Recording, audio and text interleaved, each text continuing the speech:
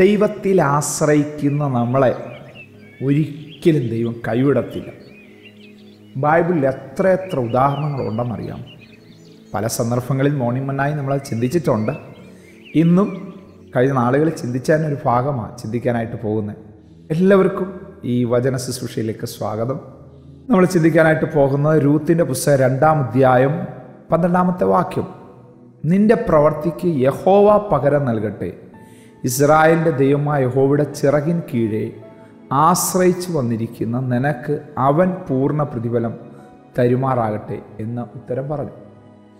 ഞാൻ പ്രാരംഭത്തിൽ പറഞ്ഞ പദം നിങ്ങൾ ശ്രദ്ധിച്ചോ?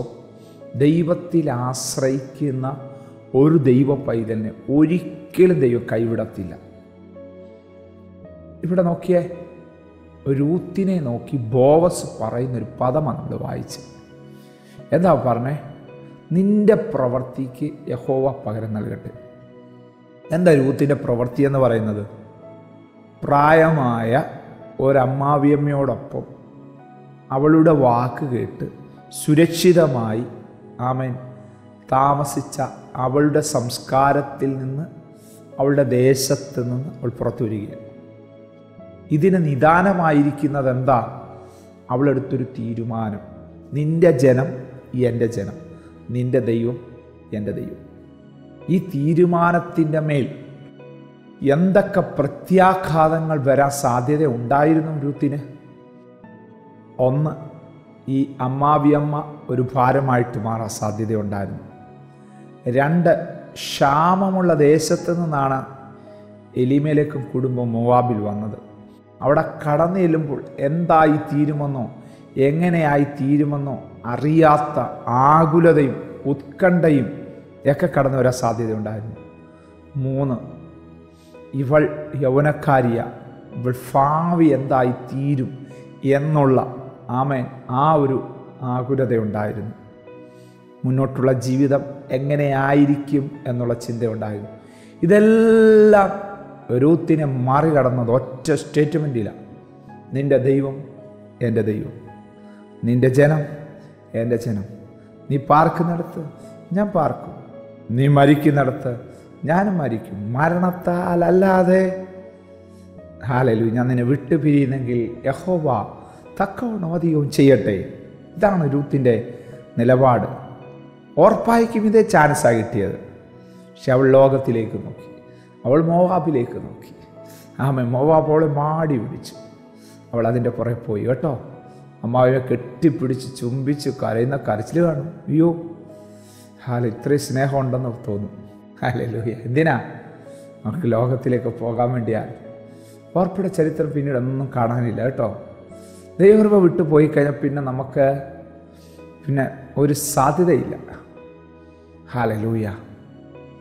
എലീശയ്ക്ക് ശേഷം ശക്തമേയൊരു മിനിസ്ട്രി ചെയ്യേണ്ടവനായിരുന്നു ഗേഹസി. ദൈവം അനുവദിച്ചാൽ അടുത്ത ദിവസം നമ്മൾ ആ ഭാഗം ചിന്തിക്കും.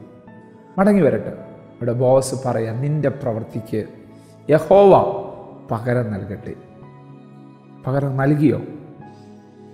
ദാവീദിൻ്റെ വല്യമ്മച്ചിയായിട്ട് മാറാൻ ഈ രൂത്തിനെ സ്വർഗത്തിലെ ദൈവം അനുവദിച്ചു. എന്താ അവളുടെ മേൽ വ്യാപരിച്ചത്? ദൈവകൃപ. എന്താ അവളുടെ മേൽ വ്യാപരിച്ചത്? ദൈവികമായ ഫേവർ. ദൈവം അനുകൂലമാണെങ്കിൽ പ്രിയ ദൈവമക്കളെ, പ്രതികൂലമായിട്ടൊന്നിനും നിൽക്കാൻ പറ്റത്തില്ല കേട്ടോ. മോവാബിനെ ശപിച്ചതാ ദൈവം. 10ാം തലമുറയ്ക്ക് പോലും 10ാം തലമുറ വരെ ദൈവസേനി വരാൻ അനുവാദമില്ലായിരുന്നു. പക്ഷേ അവൾ ദൈവസേനി കട്ടാൻ റൈറ്റ് എടുത്ത ഒരു തീരുമാനം കൊണ്ട് മറികടന്നു. യെസ്, ഇന്നലകളിൽ ചില പിതാക്കന്മാർ കരുതിക്കൂട്ടി ചെയ്ത ദൈവനാമ മഹത്വത്തിനെതിരായിട്ട് പരിശുദ്ധാത്മാവിനെ ദുഃഖിപ്പിക്കുന്ന രീതി ചെയ്ത ചില ചെയ്തികൾ അന്തരാത്മാവിൽ നിങ്ങൾക്ക് ബോധ്യം വരുന്നുണ്ടെങ്കിൽ രൂത്തിനെ പോലെ ദൈവത്തോട് ചില ഉടമ്പടികൾ ചെയ്ത് ചില തീരുമാനങ്ങൾ ചെയ്ത് ദൈവത്തിലേക്ക് മടങ്ങി വരാൻ ഞാൻ നിങ്ങൾ തയ്യാറായാൽ ഒരു ദൈവപ്രവൃത്തി എനിക്ക് നിങ്ങൾക്ക് വേണ്ടി സ്വർഗത്തിലെ ദൈവം ചെയ്തു തരുമെന്നുള്ളതിൽ യാതൊരു സംശയമില്ല. ഓക്കെ, ബോസ് പറയും, ഇസ്രായേലിൻ്റെ ദൈവമായ യഹോവയുടെ ചിറകിൻ കീഴെ. രൂത്ത് ആശ്രയിച്ചു വന്നത് നവോമിയിലല്ല, മഹ്ലോൻ്റെയും കില്ലുവിൻ്റെയും സമ്പത്തിലും അല്ല, ദൈവത്തിലാണ് ആശ്രയിച്ചത്. അതാ ഞാൻ പ്രാരംഭത്തിൽ പറഞ്ഞ്, കർത്താവിൽ ആശ്രയിക്കുന്ന തൻ്റെ മക്കളെ അവിടുന്ന് ഒരിക്കലും കൈവിടത്തില്ല, ഒരിക്കലും കൈവിടത്തില്ല. നിങ്ങളല്ല ഇതൊന്നും പരീക്ഷിച്ച് നിങ്ങൾ ചെയ്തു നോക്കിയേ. കർത്താവിൽ ആശ്രയിച്ചുകൊണ്ട് പ്രാർത്ഥിച്ചുകൊണ്ട് ഹൃദയംഗമായിട്ട് ദൈവനാമം മാറ്റപ്പെടണം എന്നുള്ള ആഗ്രഹത്തിലായിരിക്കണം. അല്ലാതെ എനിക്ക് ആൾ കളിക്കണം എന്നുള്ള രീതിയിലാവരുത്. കർത്താവിൻ്റെ നാമം മഹത്വപ്പെടണം എന്നുള്ള ഒറ്റ ആഗ്രഹത്തിൽ പ്രാർത്ഥിച്ചുകൊണ്ട് ചില കാര്യങ്ങൾ ചെയ്തേ. ദൂതന്മാരെ വിട്ട് സ്വർഗത്തിൽ ദൈവം അത് സാധിപ്പിച്ചു തരും. ഇതാ രൂത്തിനൂടെ സംഭവിച്ചത്. നോക്കിയേ, കാലാപിറക്കുന്നവളായിട്ട് അവൾ മാറി. അവൻ അത് കറ്റകൾക്കിടയിൽ നിന്ന് ഇട്ടുകൊടുത്തു. പിന്നത്തേത് ബോവസ് തന്നെ അവൾക്ക് അവളുടെ പുതപ്പിനകത്ത് ഇട്ടുകൊടുത്തു. അടുത്തത് ആ നിലത്തിൻ്റെ ഉടമസ്ഥയായിട്ട് മാറി. ബോവസിലൂടെ ഓബേദ് ജനിച്ചു, ഇശായി ജനിച്ചു, ദാവീദ് ജനിച്ചു, യേശുവിൻ്റെ വല്യമ്മച്ചിയായിട്ട് മാറി. കണ്ടോ, ദൈവത്തിൽ ആശ്രയിച്ച് വൃതാവായോ? ഞാൻ നിങ്ങളിതുപോലൊരു ചെറിയ ഡിസിഷൻ ആയിരിക്കും എടുക്കുന്നത്, പക്ഷേ അതിൻ്റെ റിസൾട്ട് എന്ന് പറയുന്നത് തലമുറകൾ കഴിഞ്ഞാലും മാറത്തില്ല കേട്ടോ. കർത്താവിൽ പൂർണ്ണമായിട്ട് നമുക്ക് ആശ്രയിക്കാം, കണ്ണടയ്ക്കാം, പ്രാർത്ഥിക്കാം. വളരെ ഹൃദ്യമായിട്ട് ഞങ്ങളോട് സംസാരിച്ച ദൈവമേ, സ്വർഗ്ഗപിതാവേ, ഞങ്ങളുടെ ശബ്ദം ഞങ്ങൾ തിരിച്ചറിയുന്നു. ഞങ്ങളുടെ ദൂതിൻ്റെ മുമ്പിൽ ഞങ്ങളെ തന്നെ വിധേയപ്പെടുത്തുന്നു. ഈ ദൈവശബ്ദം ഞങ്ങളിൽ അസാധാരണമായ ചലനങ്ങളെ കൊണ്ടുവരുന്നതിനായിട്ട് സ്തോത്രം. ഈ ദൈവശബ്ദം ഞങ്ങളുടെ ജീവിതത്തിൽ ഭയങ്കര മാറ്റങ്ങളെ കൊണ്ടുവരുന്നതിനായി സ്തോത്രം. മോവാബുകാരിയായ രൂത്ത് ഞങ്ങൾക്കെല്ലാവർക്കും ഒരു മാർഗദർശിയാണല്ലോ. അങ്ങനെ ആശ്രയിക്കുന്നവരെ അങ്ങ് ഒരിക്കലും കൈവിടത്തില്ലെന്നുള്ള ഉത്തമ ഉദാഹരണമാണല്ലോ ഈ യൗവനക്കാരി സഹോദരി. രൂത്തിനെ പോലെ ഞങ്ങളും അങ്ങനെ ആശ്രയിച്ച് അങ്ങയോടുള്ള ബന്ധത്തിൽ തീരുമാനമെടുത്ത് മുന്നോട്ട് പോകാൻ സഹായിക്കണമേ, കൃപ പോരണമേ, യേശുവിൻ നാമത്തിൽ തന്നെ. ആമേൻ. God bless you. ദൈവം നമ്മെ അനുഗ്രഹിക്കട്ടെ. Praise the Lord. Morning manna സന്ദേശം ശ്രവിച്ചുകൊണ്ടിരുന്ന എല്ലാ ദൈവമക്കൾക്കും സ്നേഹവന്ദനം. പാസ്റ്റർ ബിനു വട്ടപ്പാറ.